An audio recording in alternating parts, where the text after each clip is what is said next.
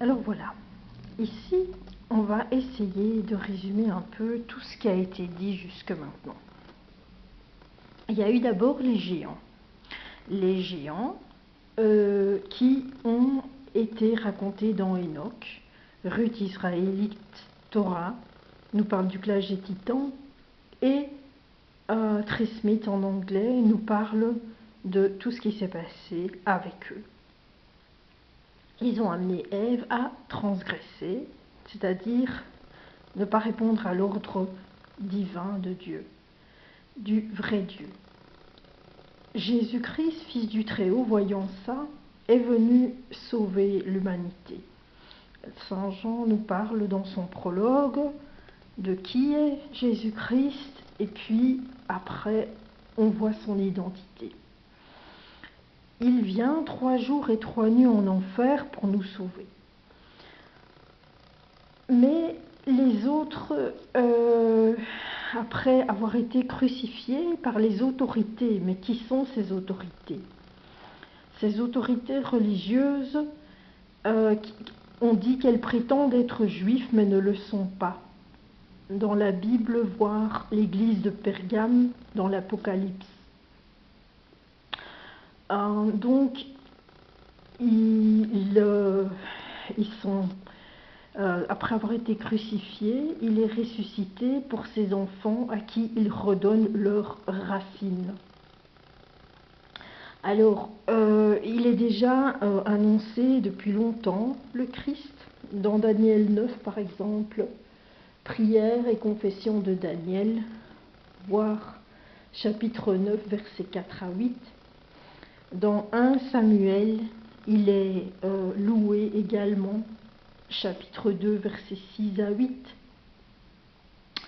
Et dans Jean 10, chapitre 19, verset 17, on explique sa crucifixion par les gouverneurs et les dirigeants religieux de l'époque, qui ne sont autres que les géants dont on a parlé et qui ont tenté Ève.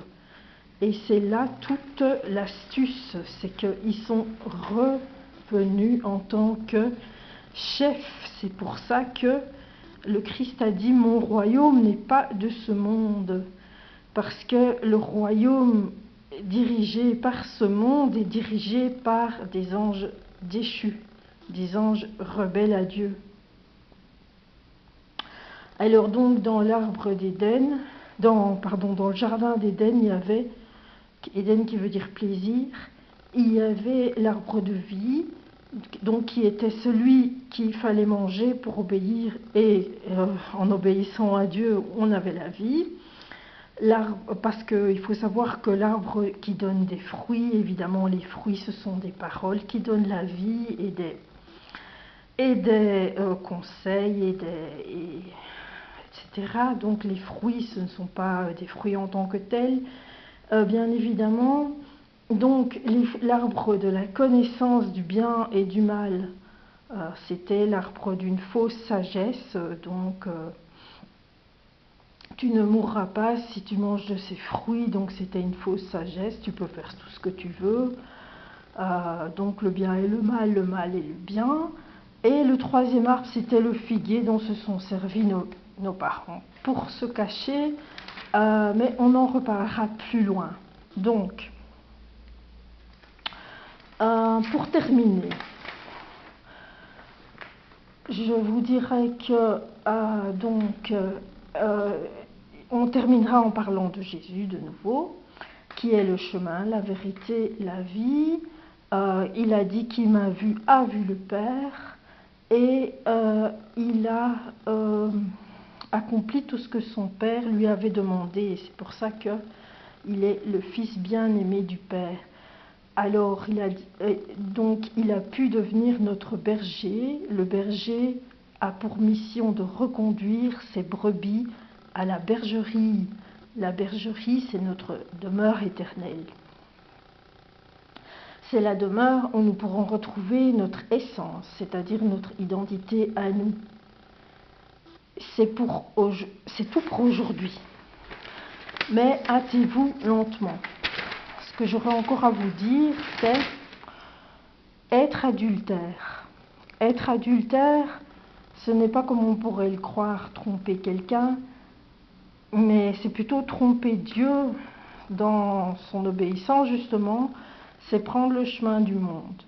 C'est aimer plus l'argent, le plaisir, les vices qu'on a, soi-même, donc son ego, son confort, sa petite vie, plutôt que d'accepter de poser sa vie et de suivre notre paix étape par étape. Voilà, j'espère que vous avez pu suivre.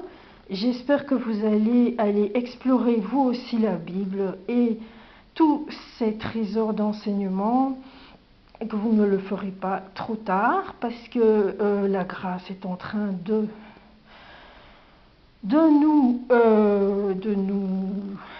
je vais dire, en quelque sorte de nous quitter, parce que nous allons devoir nous battre pour survivre maintenant et pour prouver à Dieu que nous l'aimons. Voilà, c'est tout pour aujourd'hui, comme je vous ai dit. À bientôt. Merci d'avoir écouté.